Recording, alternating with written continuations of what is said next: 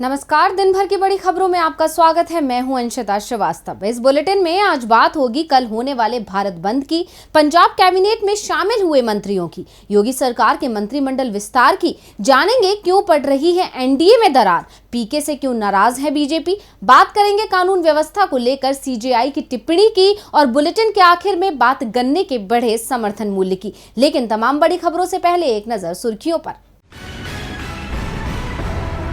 टिकरी और सिंधु बॉर्डर पर एक तरफ की सड़क खोलने की कोशिश में हरियाणा सरकार, सुप्रीम कोर्ट को दी जानकारी, किसानों के साथ बातचीत की कर रहे हैं कोशिश, लेकिन बैठक में नहीं आ रहे किसान। कृषि कानूनों के खिलाफ किसानों के प्रदर्शन के चलते बंद है टिकरी और सिंधु बॉर्डर की सड़क।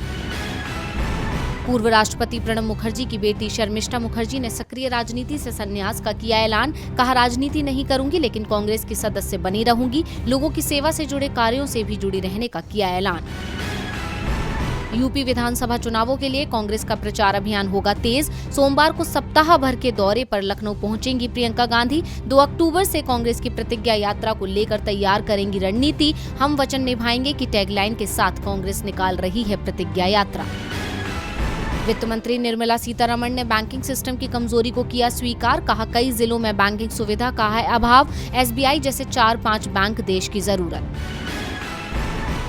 सुर्खियों के बाद अब बात आज की सबसे बड़ी खबर की। संयुक्त किसान मोर्चा ने केंद्र सरकार के 3 कृषि कानूनों के खिलाफ 27 सितंबर को भारत बंद का आह्वान किया है और किसानों के भारत बंद को लगभग पूरे विपक्ष का समर्थन भी मिल चुका है। दरअसल आंदोलन के 10 महीने पूरे होने के बाद भी सरकार की तरफ से कोई कदम नहीं उठाए जाने से किसानों में नाराजगी है और किसान अब आर पार के मूड में दिख रहे हैं। तो भारत बंद के दौरान क्या रहेगा खुला और क्या रहेगा बंद, देखिए रिपोर्ट। 10 महीनों से लगातार चल रहे किसानों के आंदोलन पर सरकार की तरफ से कोई ध्यान नहीं दिया जा रहा है। ऐसे में किसानों ने अब अपने आंदोलन को तेज कर अपने इरादे और मजबूत कर दिए हैं। किसानों का कहना है कि जब तक कानून वापसी नहीं होगी, घर वापसी भी नहीं होगी। अब इसी हौसले के साथ किसानों ने ऐलान किया है कि 27 सितंबर यानी कल सुबह 6 बजे से शाम 4 बजे तक भारत बंद रहेगा। संयुक्त किसान मोर्चा के कुल 40 संगठनों ने आम लोगों के साथ साथ कई राजनीतिक पार्टियों से भी समर्थन मांगा है। भारत बंद के मद्देनजर दिल्ली समेत आसपास के कई राज्यों में सुरक्षा के पुख्ता बंदोबस्त किए गए हैं। भारत बंद के दौरान सभी सरकारी और निजी दफ्तर, शिक्षण संस्थान, दुकानें, उद्योग और व्यावसायिक प्रतिष्ठान बंद रहेंगे। वहीं आपात प्रतिष्ठानों, सेवाओं, अस्पतालों, दवा की दुकानों, एम्बुलेंस, राहत एवं बचाव कार्य और निजी इमरजेंसी सेवा पर कोई रोक नहीं रहेगी। किसानों ने भारत बंद को लेकर पूरी तैयारी कर ली है। दिल्ली बॉर्डर की सभी सड़कों पर किसान सुबह 6 बजे से शाम 4 बजे तक धरने पर बैठेंगे। किसानों को गांव से आंदोलन स्थल पर नहीं बुलाया जाएगा। गाजीपुर बॉर्डर पर बैठे किसान ही NH 24 और NH 9 को ट्रैफिक के लिए बंद करेंगे। भारत बंद की योजना के तहत यहां सिर्फ वही किसान काम करेंगे। उस दिन यूपी के जिलों के किसान यहां नहीं आएंगे। किसान आंदोलन को कई राजनीतिक दलों के अलावा बैंक यूनियनों ने भी समर्थन दिया है। All India bank officers confederation ने किसानों के समर्थन में बंद का ऐलान किया है। साथ ही संघ ने कहा है कि जिन राज्यों में उनकी शाखाएं हैं वहां भी एकजुटता दिखाई जाएगी। अब देखना होगा कि क्या किसानों की ये कोशिश रंग ला पाएगी। क्या भारत बंद के लिए जुटे समर्थकों के आगे कमजोर पड़ेगी सरकार और क्या सरकार बदलेगी अपना फैसला, ये तो आने वाला वक्त ही बताएगा। कृषि कानून के विरोध में सोमवार को किसानों का भारत बंद है। इसका देश भर में असर दिख सकता है। खास तौर से पंजाब पर विशेष नजर रहेगी क्योंकि यहां पर किसान आंदोलन को सबसे ज्यादा समर्थन मिल रहा है। वैसे आज भी पंजाब पर सभी की नजरें थी क्योंकि पंजाब की चन्नी सरकार के कैबिनेट का आज विस्तार हुआ था। तो किसे मिली मंत्रिमंडल में जगह, देखिए रिपोर्ट। पंजाब की कुर्सी पर अमरिंदर सिंह को हटाकर चरणजीत सिंह चन्नी को बैठा दिया गया और उसके बाद से ही मंत्रिमंडल को लेकर चर्चा शुरू हो गई थी। क्या नेतृत्व परिवर्तन के साथ अब मंत्रिमंडल में भी परिवर्तन किया जाएगा या चन्नी पुराने मंत्रिमंडल पर अपना भरोसा जताएंगे? क्या अमरिंदर सिंह के करीबियों को कैबिनेट में जगह मिलेगी? इन सभी सवालों पर अब विराम लग चुका है क्योंकि अब पंजाब के नए मंत्रियों का शपथ ग्रहण हो चुका है। नए मंत्रियों को राज्यपाल ने गवर्नर हाउस में शपथ दिलाई। कैप्टन अमरिंदर सिंह की सरकार में शामिल ब्रह्म मोहिंद्रा, तृप्त राजेंद्र सिंह बाजवा, मनप्रीत सिंह बादल, विजय इंदर सिंगला, सुखविंदर सिंह सरकारिया, रजिया सुल्ताना, भारत भूषण आशु, अरुणा चौधरी को एक बार फिर मंत्री बनाया गया है। जबकि डॉक्टर राजकुमार बेरका, संगत सिंह गिलजिया, अमरिंदर सिंह राजा वंडिंग, परगट सिंह, काका रणदीप, गुरकीरत सिंह कोटला, राणा गुरजीत सिंह पहली बार मंत्री बनाए गए हैं। इस कैबिनेट में कैप्टन के विरोधियों को तरजीह मिली है। ऐसे में पहले से नाराज कैप्टन की नाराजगी बढ़ना तो तय है, लेकिन अब देखना होगा कि इस नाराजगी का असर पंजाब की राजनीति पर क्या असर डाल सकता है। पंजाब में कांग्रेस ने मुख्यमंत्री बदल दिया था, इसलिए नए मुख्यमंत्री के साथ नई कैबिनेट का शपथ ग्रहण जरूरी था। सीएम चरणजीत सिंह चन्नी और 2 मंत्री पहले ही शपथ ले चुके थे, बाकी मंत्रियों ने आज शपथ ले ली। मंत्रिमंडल विस्तार को लेकर चौंकाने वाला ऐलान आज यूपी में भी हुआ। दोपहर को अचानक सीएम योगी आदित्यनाथ राजभवन पहुंचे और राज्यपाल से मुलाकात कर मंत्रिमंडल विस्तार पर चर्चा की। शाम को मंत्रिमंडल विस्तार भी हो गया। योगी मंत्रिमंडल के विस्तार की खबरें तो 1 साल से आ रही थी, खासतौर पर जब पीएम नरेंद्र मोदी के करीबी नौकरशाह AK शर्मा ने नौकरी छोड़कर राजनीति में आने का ऐलान किया और उन्हें यूपी से विधान परिषद का सदस्य बनाया। उसके बाद लगातार ये दावे किए जा रहे थे कि शर्मा जल्द ही मंत्री बनाए जाएंगे। दावे तो यहाँ तक हुए कि AK शर्मा के नाम को लेकर बीजेपी के केंद्रीय नेतृत्व और सीएम योगी आदित्यनाथ के बीच तल्खियां आ गई हैं। लेकिन अब चुनाव करीब है और यूपी बीजेपी के लिए जरूरी है, इसीलिए ये तल्खियां दूर हो चुकी हैं। इसके बाद आज नए मंत्रियों का शपथ ग्रहण भी हो गया, लेकिन इसमें AK शर्मा का नाम नहीं है। जिन मंत्रियों को योगी मंत्रिमंडल में शामिल किया गया उसमें सबसे प्रमुख नाम है जितिन प्रसाद का, जो 3 महीने पहले ही कांग्रेस छोड़कर बीजेपी में शामिल हुए थे। राज्यपाल आनंदीबेन पटेल ने नए मंत्रियों को राजभवन में आयोजित हुए कार्यक्रम में पद और गोपनीयता की शपथ दिलाई। इसके अलावा छत्रपाल गंगवार, पलटू राम, संगीता बलवंत बिंद, संजीव कुमार, दिनेश खटीक, धर्मवीर प्रजापति को भी योगी मंत्रिमंडल में शामिल किया गया है। मंत्रिमंडल में शामिल जितिन प्रसाद के सहारे योगी सरकार ने नाराज ब्राह्मणों को अपने पाले में करने की कोशिश की है, तो बाकी के 6 मंत्रियों में 3 OBC और 3 दलित वर्ग से चुनकर प्रदेश की इस सबसे बड़ी आबादी को भी संदेश देने की कोशिश की है। लेकिन योगी सरकार का ये प्रयोग क्या चुनावों में बीजेपी को फायदा पहुंचा पाएगा, क्योंकि चुनावों में सिर्फ 3 महीने का ही समय बाकी है। चुनाव नजदीक आते ही सभी पार्टियों में हलचल मच गई है। ऐसे में बीजेपी में भी हलचल मचना लाजमी है, क्योंकि बीजेपी समझ चुकी है कि इस बार राह थोड़ी कठिन है। इसीलिए तो सभी जातियों को साधने के लिए कैबिनेट विस्तार किया गया। लेकिन बीजेपी के लिए मुश्किलें फिर भी खत्म नहीं होने वाली हैं, क्योंकि भले ही बीजेपी जातियों को साधने में लगी है, लेकिन एनडीए को जोड़े रखने में नाकामयाब साबित हो रही है। जातिगत जनगणना को लेकर एनडीए में पड़ी दरार और गहरी होती जा रही है। जातिगत जनगणना कराने को लेकर केंद्र सरकार के इनकार के बाद से बिहार की सियासत गर्मा गई है। तेजस्वी यादव ने हाल ही में इस संबंध में जदयू को उसका रुख स्पष्ट करने के लिए 3 दिन का समय दिया था। अब तेजस्वी यादव ने देश के अलग अलग दलों के 33 प्रमुख नेताओं को पत्र लिखकर जातिगत जनगणना के मुद्दे पर समर्थन मांगा है। एक तरफ तेजस्वी यादव गैर भाजपा नेताओं को एकजुट करने में लगे हुए हैं, तो वहीं दूसरी तरफ अब इस मुद्दे पर बीजेपी के सहयोगी भी उनके खिलाफ होते जा रहे हैं, जिस कारण से एनडीए में फूट पड़ने के आसार नजर आ रहे हैं। दरअसल मोदी सरकार के मंत्री और एनडीए में शामिल रिपब्लिकन पार्टी ऑफ इंडिया के प्रमुख रामदास आठवले भी जाति के आधार पर जनगणना के समर्थन में आ गए हैं। रामदास आठवले ने कहा कि जातिगत जनगणना होनी चाहिए, इससे पता चल जाएगा कि देश में किस जाति के लोगों की कितनी संख्या है। ये मांग हमारी बहुत पहले से है। जातिगत जनगणना से देश में जातिवाद नहीं बढ़ेगा।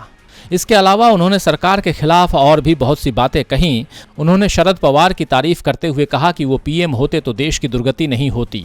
यानी केंद्रीय मंत्री के बदलते सुर बता रहे हैं कि उनकी राय सरकार के साथ नहीं है। रामदास आठवले पहले नेता नहीं हैं जिन्होंने इस मुद्दे पर केंद्र का विरोध किया है। इससे पहले भी जातिगत जनगणना की मांग ने बिहार में एनडीए गठबंधन सहयोगियों के बीच मतभेद पैदा कर दिया था। जनता दल यूनाइटेड, हिंदुस्तानी आवाम मोर्चा और विकासशील इंसान पार्टी जाति आधारित जनगणना के पक्ष में हैं, जबकि बीजेपी इस मुद्दे को सिर्फ वोट की राजनीति बता रही है। बिहार की उप मुख्यमंत्री रेणु देवी ने बिना किसी का नाम लिए कहा कि दिखावे के लिए जातीय जनगणना की बात की जा रही है। अब इस मतभेद को देखकर कहा जा सकता है कि एनडीए में कभी भी टूट हो सकती है, जिससे बीजेपी और भी ज्यादा कमजोर पड़ सकती है। जातिगत जनगणना को लेकर मोदी सरकार में मंत्री आठवले ही सरकार के खिलाफ बोल रहे हैं, जिससे एनडीए में फूट पड़ती दिख रही है। बिहार में भी गठबंधन की सरकार टूट सकती है, जिससे बीजेपी को नुकसान हो सकता है। हाल तो पश्चिम बंगाल में बीजेपी का कुछ ऐसा ही है। पश्चिम बंगाल में विधानसभा उपचुनाव को लेकर सियासत तेज हो गई है, जहां बीजेपी इस चुनाव को जीतकर अपना अस्तित्व बचाना चाहती है। लेकिन अब इस बयानबाजी में बीजेपी ने प्रशांत किशोर को भी घसीट लिया है और मतदान को लेकर घमासान छेड़ दिया है। पश्चिम बंगाल विधानसभा चुनाव में टीएमसी की जीत का श्रेय जितना ममता बनर्जी को जाता है, उतना ही पर्दे के पीछे अहम भूमिका निभाने वाले प्रशांत किशोर को भी जाता है। पीके यानी प्रशांत किशोर ने ममता का साथ देते हुए बीजेपी के खिलाफ ऐसा चक्रव्यूह बुना कि बीजेपी उसे भेद नहीं पाई और पार्टी को बुरी तरह से हार का सामना करना पड़ा। अब विधानसभा चुनाव के बाद एक बार फिर प्रशांत किशोर उपचुनाव के दंगल में सामने आ रहे हैं, लेकिन अब की बार वो रणनीतिकार बनकर नहीं बल्कि मतदाता बनकर आए हैं। इसे लेकर बीजेपी आग बबूला हो गई है और उसने वोटिंग पर सवाल उठाकर बवाल खड़ा कर दिया है। दरअसल प्रशांत किशोर बंगाल के भवानीपुर से वोटर बने हैं। भवानीपुर वही विधानसभा सीट है जहां से ममता बनर्जी उपचुनाव लड़ रही हैं। सूत्रों के अनुसार इसी सीट पर प्रशांत किशोर ने अप्रैल 2021 में हुए बंगाल विधानसभा चुनाव से पहले अपना नाम दर्ज करवाया था, लेकिन प्रशांत किशोर के भवानीपुर से वोटर बनने पर बीजेपी उन्हें घेर रही है। वरिष्ठ नेता राहुल सिन्हा ने कहा कि महिला और पुरुष अपने करियर के लिए एक शहर में सेटल होते हैं, लेकिन ये पहला मौका है जब मैंने एक कॉन्ट्रैक्चुअल लेबर के लिए ये बात सुनी है। भारतीय निर्वाचन आयोग को इस बात की जांच करनी चाहिए कि क्या उनका नाम बिहार के शहर से हट गया है। दरअसल बीजेपी पीके से इसलिए बौखलाई हुई है क्योंकि इस सीट से मतदाता बनने के बाद टीएमसी प्रशांत किशोर को राज्यसभा भेज सकती है। टीएमसी के नेता सौगत रॉय ने कहा है कि अगर कोई राज्यसभा चुनाव में हिस्सा लेना चाहता है तो जरूरी है कि वो उस राज्य का वोटर हो। हालांकि प्रशांत किशोर को राज्यसभा भेजने पर सौगत रॉय ने साफ किया कि इस बारे में पार्टी फैसला लेगी। अब पीके के सियासी सफर को लेकर टीएमसी क्या निर्णय लेती है ये तो आगे आने वाला वक्त ही बताएगा, लेकिन अगर उनकी उच्च सदन में एंट्री हो गई तो लोकसभा से लेकर राज्यसभा तक बीजेपी की परेशानी बढ़नी तय है। प्रशांत किशोर ने अप्रैल 2021 में हुए बंगाल विधानसभा चुनाव से पहले अपना नाम दर्ज करवाया था, लेकिन प्रशांत किशोर के भवानीपुर से वोटर बनने पर बीजेपी उन्हें घेर रही है। बीजेपी का कहना है कि भारतीय निर्वाचन आयोग को इस बात की जांच करनी चाहिए कि क्या उनका नाम बिहार के शहर से हट गया है। बात भी सही है, क्योंकि कोई भी काम नियमों के दायरे में होना चाहिए, ऐसा हमारा कानून भी कहता है। लेकिन देश के कानून में कुछ खामियां भी हैं जिसमें बदलाव होना चाहिए, ऐसा कहना है सीजेआई रमन का। तो क्या बोले सीजेआई, देखेंगे इस रिपोर्ट में। भारत की कानून व्यवस्था को लेकर सीजेआई एनवी रमन अक्सर अपनी राय रखते रहते हैं। ऐसे में एक बार फिर भारत के मुख्य न्यायाधीश न्यायमूर्ति एनवी रमन ने कहा है कि विधायिका को कानूनों पर फिर से विचार करने और उन्हें समय और लोगों की जरूरतों के अनुरूप सुधारने की जरूरत है ताकि वे व्यवहारिक वास्तविकताओं से मेल खा सकें। दरअसल सीजेआई कटक में ओडिशा राज्य कानूनी सेवा प्राधिकरण के नए भवन का उद्घाटन करने पहुंचे थे। उद्घाटन कार्यक्रम के दौरान उन्होंने कहा, सांवैधानिक आकांक्षाओं को साकार करने के लिए कार्यपालिका और विधायिका को साथ मिलकर काम करने की जरूरत है।